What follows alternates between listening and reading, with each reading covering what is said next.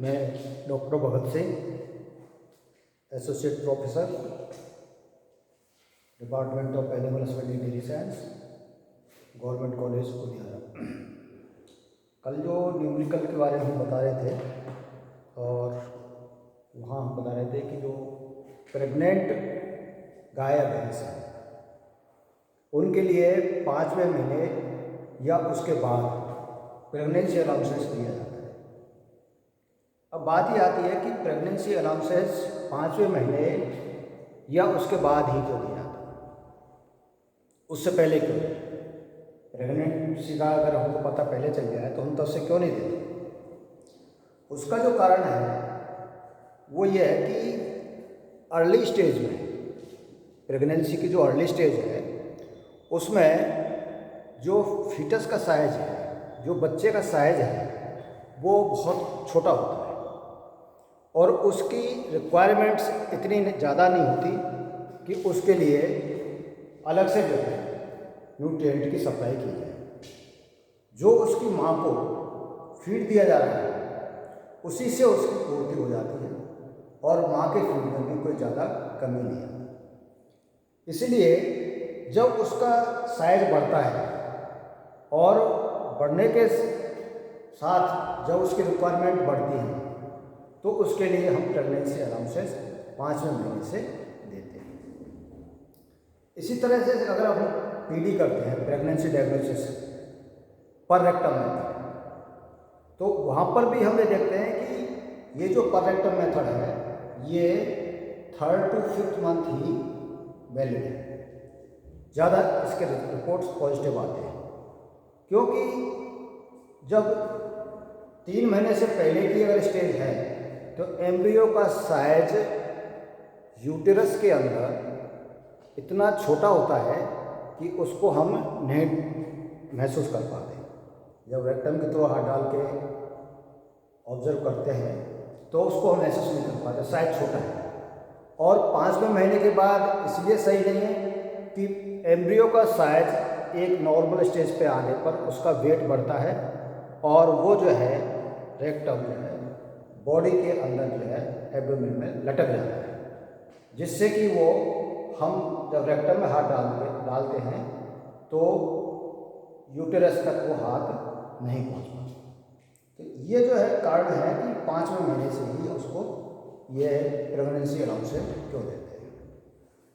अब इसका first step है रिक्वायरमेंट टेबल। जो न्यूमेरिकल की जो फर्स्ट स्टेप है वो रिक्वायरमेंट टेबल से इसको होती है।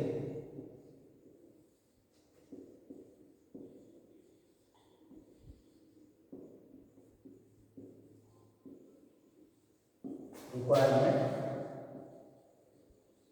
टेबल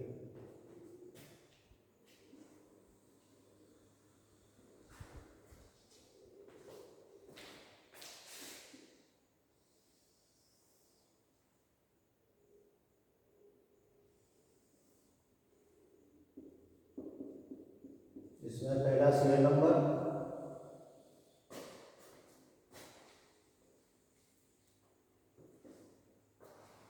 दूसरा कॉलम आता है पर्पज। हम जो न्यूट्रिएंट उसको देंगे उसका पर्पज क्या है, किस किस के लिए देंगे।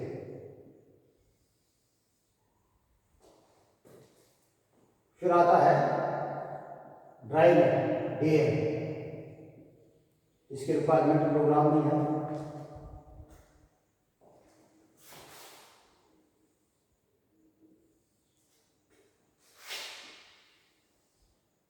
नेक्स्ट आता है बीसीटी, ये भी प्रोग्राम में है। इसके बाद टीडी,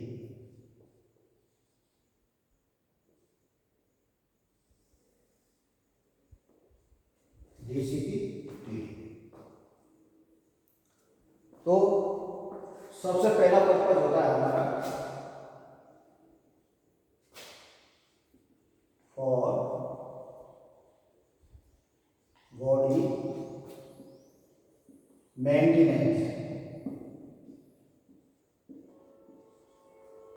फॉर बॉडी मेंटेनेंस।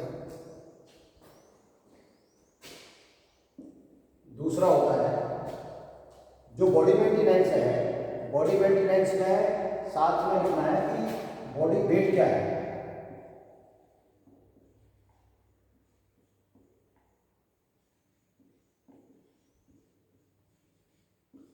जो एनिमल है, गाय है, उस गाय का बॉडी वेट कितना है।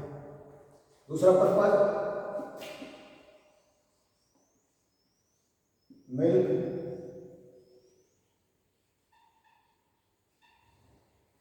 प्रोडक्शन। ये जो मिल्क प्रोडक्शन है ये भी देखना है कि है कितना और उसमें फैट कितना है। 10 kg मिल्क है और इसमें 4.5% मिल्क फैट। तीसरा पर्पज होता है प्रेगनेंसी।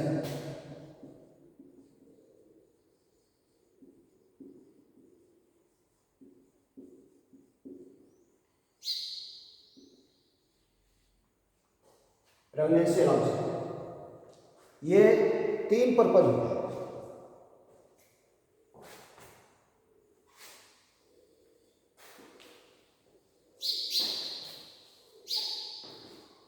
और इसके बाद आता है इनका सबका टोटल इसमें कितना। तो सबसे पहला है हमारा बॉडी मेंटेनेंस। और बॉडी मेंटेनेंस के लिए जो है उसका बॉडी वेट है 450 किलो।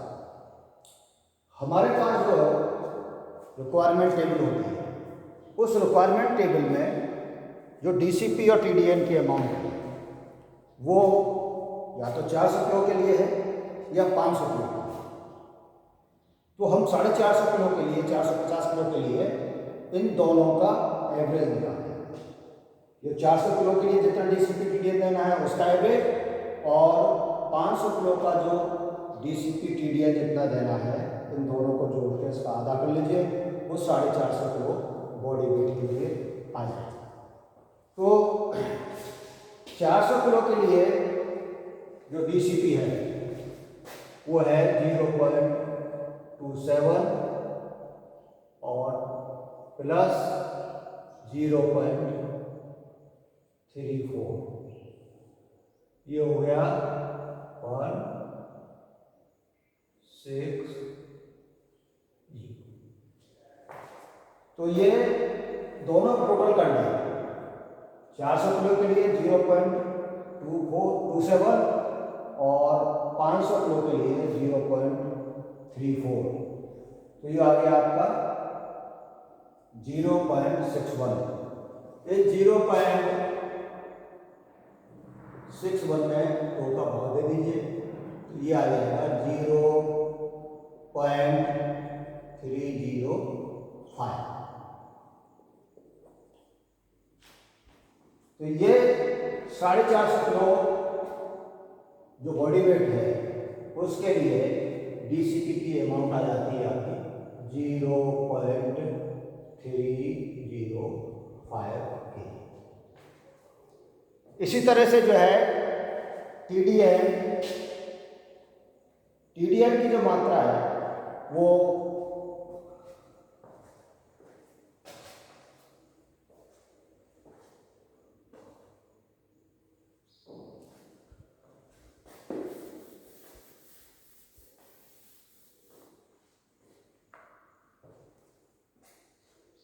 टीडीएन है 3.3 kg प्लस 4.1 kg। ये इनका टोटल कर लीजिए 47। इस 47 में डिवाइड कर लीजिए, ये आ जाएगा आपका 3.7।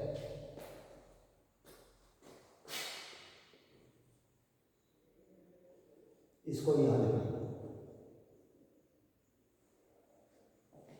तो ये आपके बॉडी मेंटेनेंस के लिए जिसका गाय का वजन 450 किलोग्राम है उसके लिए 0.305 kg DCP एंड 3.7 kg जो है TDN की आवश्यकता होती है।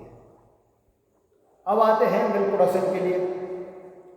मिल्क प्रोडक्शन के लिए भी हमारे पास केमिस्ट्री है। हमारे पास जो टेबल है उस टेबल में 4% के लिए, 5% के लिए, इसके लिए जो है डाटा दिए हुए हैं। तो 4.5% के लिए अगर हमको DCP TDN की रिक्वायरमेंट देखनी है तो उसके लिए हम दोनों का एवरेज निकाल के और ये वैल्यू कैलकुलेट करें। तो 4% के लिए है DCP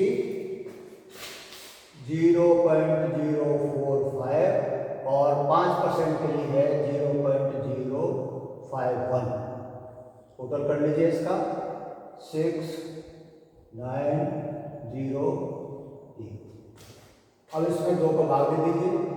0.096 divided by 2 is equal to 0.048।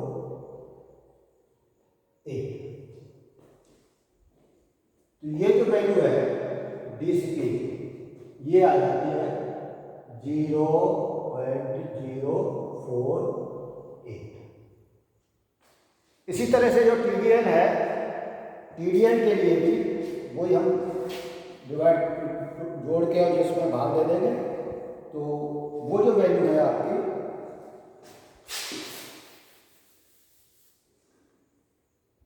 0.32 and 0.36 ये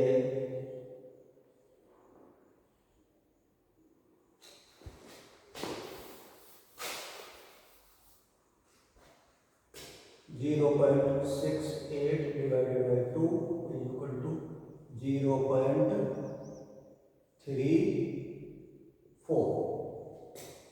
ये आ जाएगा इसका यहाँ पर 0.34। तो 4% और 5% फैट के लिए ये वैल्यू हमारी जो है आ जाती है दोनों।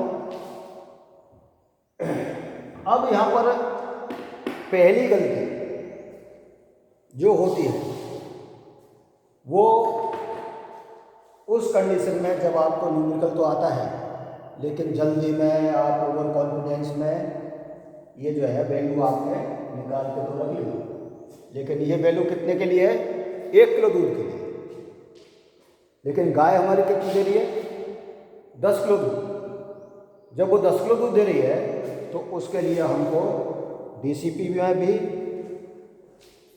गुणा 10 और TDN में भी मल्टीप्लाई गुणा 10। तो ये वैल्यू जो आएगी वो आपके 10 किलो दूध के लिए। तो जो अब एक्चुअल में जो 10 किलो दूध के लिए ये जो वैल्यू आती है वो है 0.08 और ये आता है 3.4। ये वैल्यू जो है आपकी DCP की और TDN की आती है। बात आती है प्रेगनेंसी अलाउंसेस की। वो हम ये अभी बता रहे थे कि प्रेगनेंसी के लिए जो अलाउंस है अगर गाय या भैंस 5 महीने या उससे ज़्यादा की जाने तक की प्रेग्नेंट है तो उसके लिए हम DCP और TDN की अमाउंट अलग से और देते हैं और ये अमाउंट फिक्स है और वो है 0.14 kg DCP and 0.70 kg TDN। तो ये हमारा जो है DCP और TDN की जो रिक्वायरमेंट है वो पूरी हो जाती है। अब बात आती है कि ड्राई मैटर कितना चाहिए। ड्राई मैटर जो है वो डिपेंड करता है कि वो आपका दूध देने वाला जानवर है वो गाय है या भैंस है। अगर भैंस है तो 100 किलो शरीर भार पर हम उसको 3 किलो ड्राई मैटर देते हैं। और अगर गाय है तो 100 किलो शरीर भार पर 2.5 किलो ड्राई मैटर देते हैं। क्योंकि मैं जो बता रहा था पहले कि ये जो ड्राई मैटर और इसकी जो है मिल्क प्रोडक्शन के लिए जो अमाउंट है कंसनट्रेट मिक्सचर की, वो गाय और भैंसों के लिए, दोनों के लिए उल्टी है। जो मैंने बताया था कि गाय कम खाती है क्योंकि हम 100 किलो पर कितना दे रहे हैं, 2.5 किलो, जबकि भैंस के लिए 100 किलो पर कितना देना पड़ेगा, 3 किलो ड्राई मैटर। ऐसे जब मिल्क प्रोडक्शन की बात आती है तो भैंस के लिए 2.5 किलो दूध पर 1 किलो कंसनट्रेट मिक्सचर देना पड़ेगा और गाय के लिए 3 किलो दूध पर 1 किलो कंसनट्रेट मिक्सचर देना पड़ेगा। तो यहाँ जब देने की बात आती है तो गाय ज़्यादा दूध देती है, 3 किलो दूध देगी तो 1 किलो कंसनट्रेट देगी, और भैंस के लिए ये 2.5 किलो दूध पर ही हमको 1 किलो कंसनट्रेट मिक्सचर देना पड़ेगा। और उसका जो मोटा सा जो कारण है वो है कि गाय भैंस का जो दूध है उसमें फैट परसेंटेज ज़्यादा होती है। अब हम निकालते हैं ड्राई मैटर। तो on 100 kg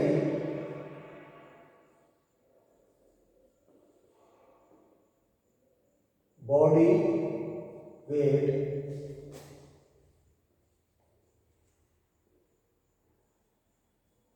required 2.5 kg dry matter. ये डीएम का मतलब है ड्राई मैटर। 1 किलो पर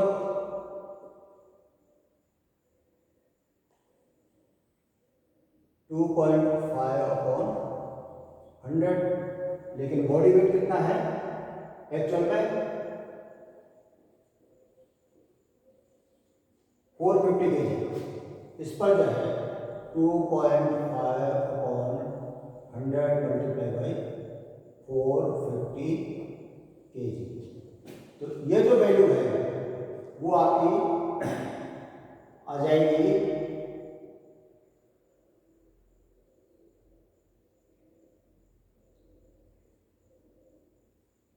11.25 kg।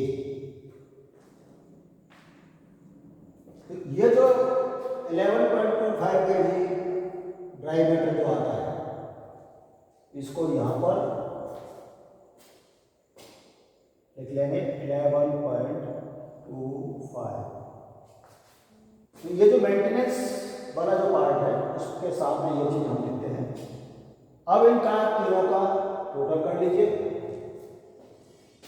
ये आ गया आपका 11.25 kg ड्राई मैटर आ गया। ड्राई मैटर जो है 11.25 kg आ गया। ये डीसीपी का टोटल कर लीजिए। इसमें एक तो इसका और ये तीन, इन तीनों का टोटल करना है। ये आ जाएगा आपका 5 2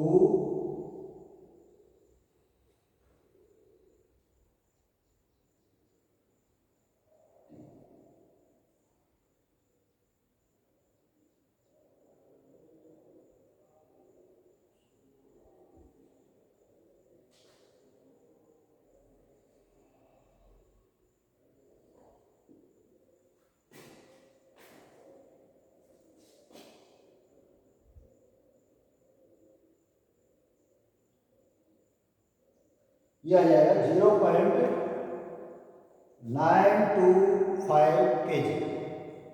तो 0.925 kg आपकी डीसीपी की टोटल रिक्वायरमेंट हो जाती है। इसी तरह से यहाँ पर टीडीएल में ये तीन चीज़ें टोटल करनी है हमें। तो ये आ जाता है 0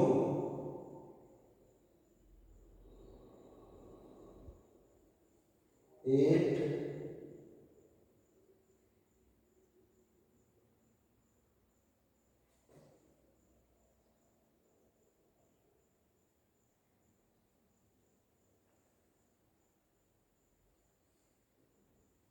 7.80 kg TDN। तो ये जो गाय है जिसका बॉडी वेट 450 किलोग्राम है, 10 किलो दूध दे रही है और जिसके दूध में 4.5% फैट है और 6 महीने की प्रेग्नेंट है, उसके लिए हमें 11.25 kg dry matter, 0.95 kg DCP and 7.80 kg TDN देना। Thank you.